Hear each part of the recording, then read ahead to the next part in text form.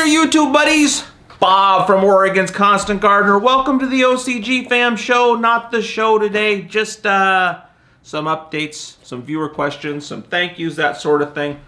Real show coming tomorrow. Let me tell you what we got going on. I do have a couple of viewer questions, but first of all, new subscribers.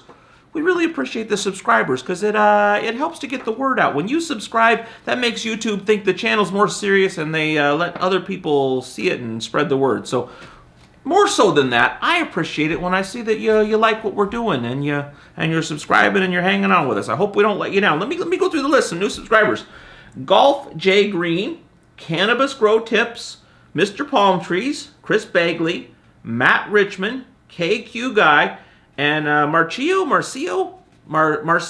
Leve di Carvalho. That's a cool name. Thanks for being on the show. Thanks for watching, for watching the show and for subscribing. Now we got a couple viewer questions. DRP had a question. He says, Bob, can you and Scott talk about Nectar for the Gods nutrients used only with cocoa coir?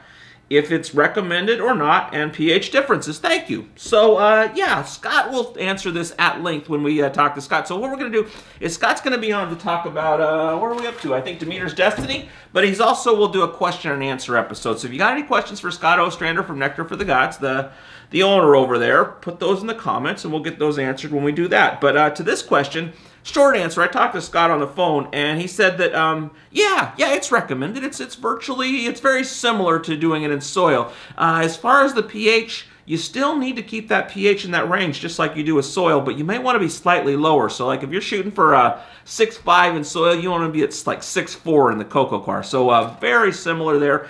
Yes, it is recommended. A lot of people do real well in cocoa.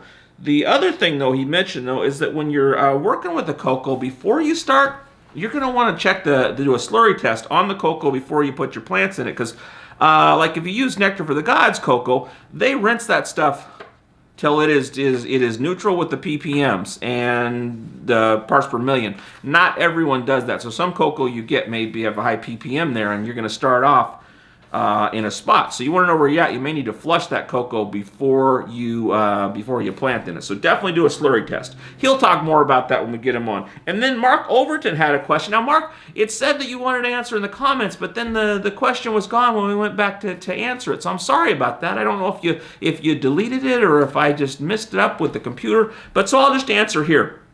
He said, when do I do my first slurry test? Or when do I do my first slurry test? Sooner rather than later is the answer to that question. Probably better if you do it before you even plant in the soil. But if you've already planted in there, whenever is fine. But what you want to do is you want to see what you're dealing with before you get too far into your process, because you could have your pH way off in that soil. You could have your ppms. You just don't know. So it's good to know what you're dealing with before you plant in it. But if you've already planted in it, give it a check right now. That's fine. But the other thing, too, is some people do them periodically just to kind of know where they're at so they can kind of adjust their thinking. But the main thing is when you see a problem. If you see some issues, plants not looking so happy, that kind of thing, slurry test is the first thing you want to do. So that's that. Now on to some announcements. I want to announce a Green Room Live. I said I'd have a bunch of announcements today, and I do have a bunch of announcements. Not the big one. I'm not quite ready. We got a big thing coming up in April, I'm pretty sure. But March is the one I'm going to announce today. We got one in February. Mariah LaChapelle, licensed pest management consultant, and Joshua Vlach from the Oregon Department of Agriculture are going to be here. That's going to be an interesting thing. We're going to do that live on here as well as in the store.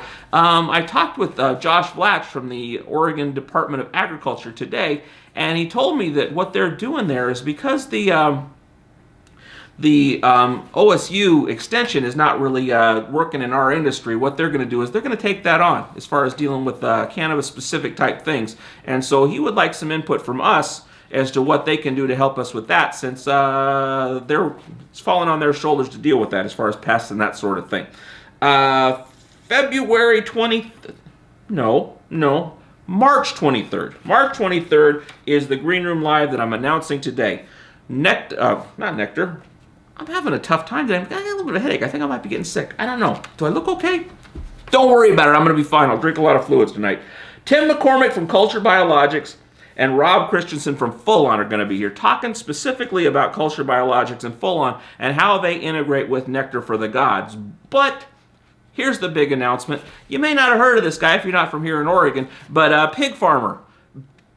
Major figure in this industry as far as growing. He's taken it to a whole other level. Done some amazing stuff as far as building some systems and processes and that sort of thing to make it growing. I don't really know how to explain it. Well, let me just give you the title of the thing. He's a technical guy. Using nectar for the gods, full-on and cultured biologics in a production grow and creating systems and processes to operate efficiently at scale. Whoa. So if you got a farm, major grow operation, you're going to get some good information about this, not just on using nectar and using with those other products, culture, biologics, and full-on, but about how you might structure the growing operation itself. So that's going to be a good one. Now, to that end, Tim McCormick and Rob Christensen are actually going to be on the show. We're going to have the TV. We're going to get them on the TV remote because Rob's down in Santa Barbara and Tim's out in Colorado. So we'll have them on there. So if you have any questions about cultured biologics or full-on, get those to me in the comments. Also, they're going to be talking about what they're going to be talking about at that Green Room Live. And then also, Tim McCormick's going to be on the show regularly now. We're going to do a whole series with him about using cultured biologics with nectar, but also advanced nectar topics and living soil topics. Santo Bonelli. I don't know if you've seen Santo. He did a Green Room Live here. Santo works at Questi Humidifiers. He's a rep over there, but he's a real scientist of environmental controls and grows. And he was here just the other day, just stopping by to say hey, and he talked to me an hour or so about how you can actually grow better plants through don't worry about that. Grow better plants through environmental controls. And so he's actually going to do a series of shows with us too about that exact topic. So that's going to be amazing. And then Scott Ostrander from Nectar for the Gods going to be here a little later in the week. So if you have any questions for him, because what we're going to do is we're going to do the Demeter's Destiny Advanced Nectar episode, but we're also going to do a viewer question episode. So that, and then a meetup. Are some of you here local in town, some here in the Eugene Springfield area? Because John Ford from the Ford's Fiery Foods and Plants, who does the World's Hottest Pepper show with me, we want to do a meetup and get with y'all guys and a lot of the chili head type people here in town, eat some hot wings and talk and do some giveaways, some stuff here locally. So if you're not in town, I'm sorry, but we're gonna have plenty of stuff for y'all and giveaway and stuff. But locals, anybody local here, please let me know in the comments so we can try to put something together to do it. And if y'all that are far away want to travel here, that would be awesome too. We're probably not there yet. We're probably not a big enough deal that people will actually travel, but maybe someday. I think that's everything for today. I think I've gone on for a long time. I'm sorry about that, but I hope I got your question answered. Let you know what's going on with the show. Thank you to the new subscribers. Thank you to the old subscribers. All of you. I really appreciate this. So thank you. I love you, and I'll see you tomorrow. For more information about anything on today's show, go to our website, OCGFAM.com. And if you buy anything while you're there, use the code OCGFAM2018. You'll save 20%. The OCGFAM Show, it's pretty good. It happens every day. It's the OCGFAM Show. See you tomorrow.